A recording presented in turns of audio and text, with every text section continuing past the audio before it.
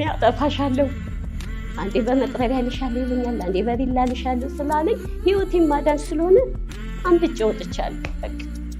ከማህበራዊ ሚዲያ ውዥንብር ጀርባ ያለ እውነት ጋዜጠኛ ሶፎንያስና የባይፖላር ዲስኦርደር አስፈሪ ገጽታ። ሰላም ጤና ይስጥልኝ የቻናላችን ቤተሰቦች። ሰሞኑን በማህበራዊ ሚዲያ ላይ ትልቅ መነጋገሪያና መደናገጥን የፈጠረው የጋዜጠኛና ፕሮሞተር ሶፎንያስ ዋሲሁን ጉዳይ ሁላችንም እጅግ አሳዝኖናል።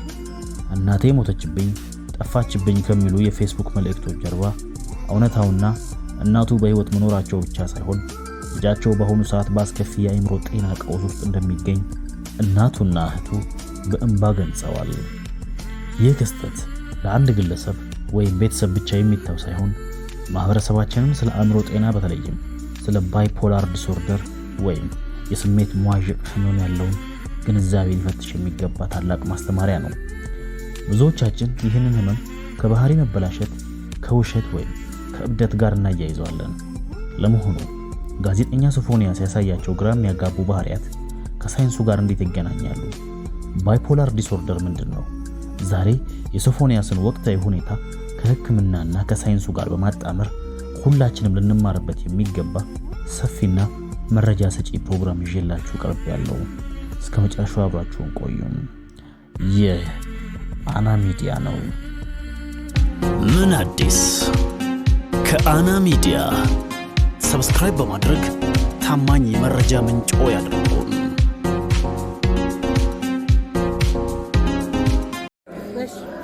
ባሙሌር በጓዳጎን ድርጅት አምባሳደር አድርጋችሁ ሾማችሁ በድያችኋለሁ። አናንዬ ይቅር በይኝ እናቴ።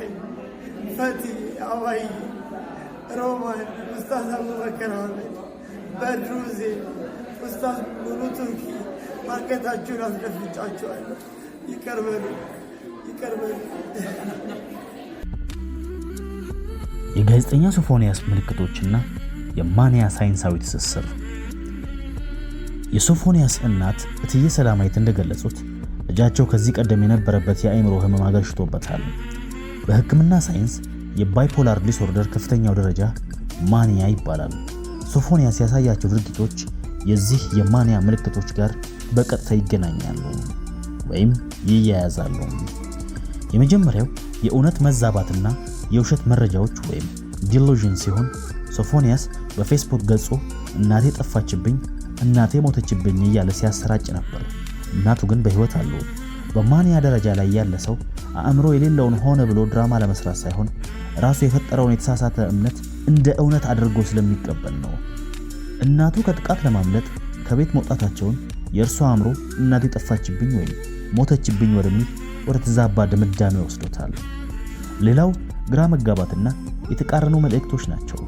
በአንድ ሰዓት ውስጥ ተሽሎኛል፣ ሆስፒታል ነኝ ብሎ ፖስቶ በጥቂት ደቂቃዎች ውስጥ ደግሞ ፍጹም ተቃራኒ የሆነ መርዶ መጻፍ በአእምሮ ውስጥ ያሉትን ሁለት ሐሳቦች በከፍተኛ ፍጥነት እንደሚጋጩና ራሱን መቆጣጠር እንደማይችል ያሳያል።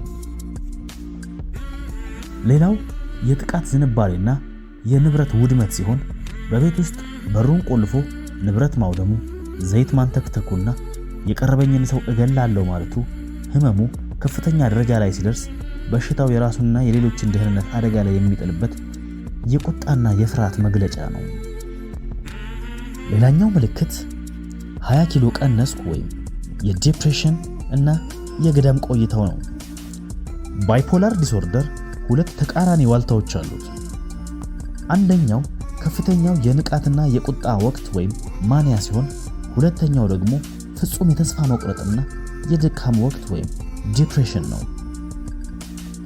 ሶፎንያስ ከገዳም ከወጣ በኋላ ባደረገው የስልክ ቆይታ ብታይኝ ታለቅሳለህ፣ 20 ኪሎ ገደማ ቀንሻለሁ፣ ከ70 ወደ 56 ኪሎ ወርጃለሁ ማለቱ የዚሁ የዲፕሬሽን ወቅት ማሳያ ነው።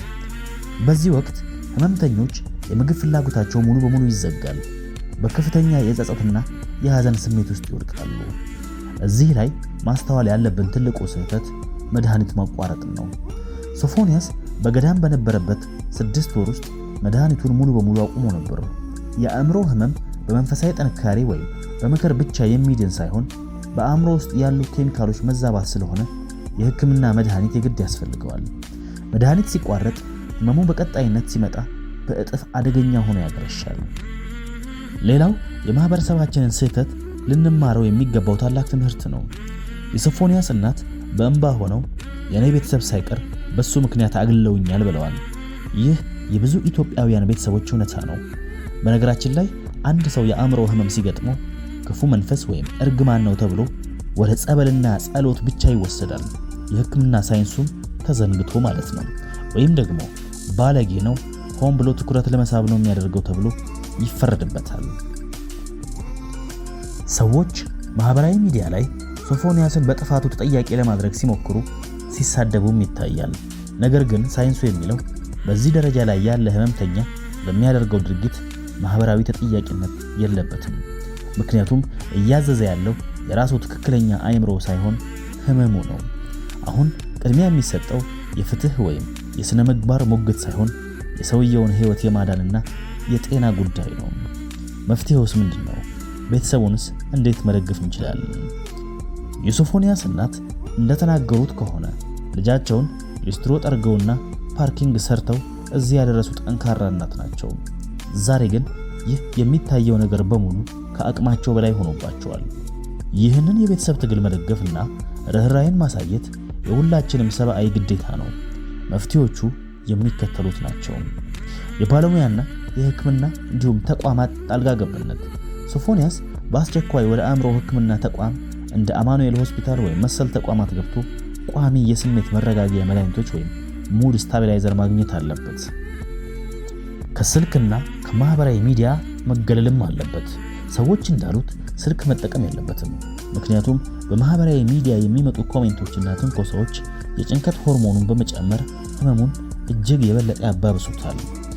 ሌላኛው የገንዘብ ድጋፍ ማድረግ ሲሆን እናትየው የደረሰባቸውን መከራ ለመቅረፍና ለህክምናው ይረዳ ዘንድ የቀረበው የባንክ አካውንት በመጠቀም ሁላችንም አቅማችን በፈቀደው ልናግዛቸው ይገባል።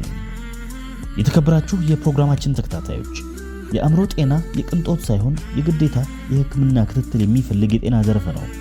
ዛሬ በሶፎንያስ ላይ የታየው ፈተና ነገ በማናችንም ወይም በልጆቻችን ላይ ሊደርስ ይችላል።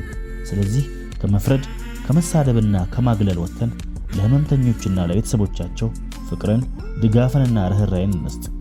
ለጋዜጠኛ ሶፎንያስ ዋሲሁን ፈጣሪ ሙሉ ጤንነቱን እንዲመልስለትና ለእናቱና ለቤተሰቡ ደግሞ ጽናቱን እንዲሰጣቸው እንመኛለን። እናንተስ በዚህ ጉዳይ ላይ ምን ትላላችሁ? በማህበረሰባችን ውስጥ ለአእምሮ ህመምተኞች ያለው አመለካከት እንዴት ሊቀየር ይችላል? ያላችሁን ሐሳብ አስተያየት በኮሜንት መስጫው ላይ አጋሩ። ቪዲዮ ለብዙ ሰዎች እንዲደርስና ግንዛቤ እንዲፈጥር ላይክ እና ሼር ማድረጋችሁን አትርሱ።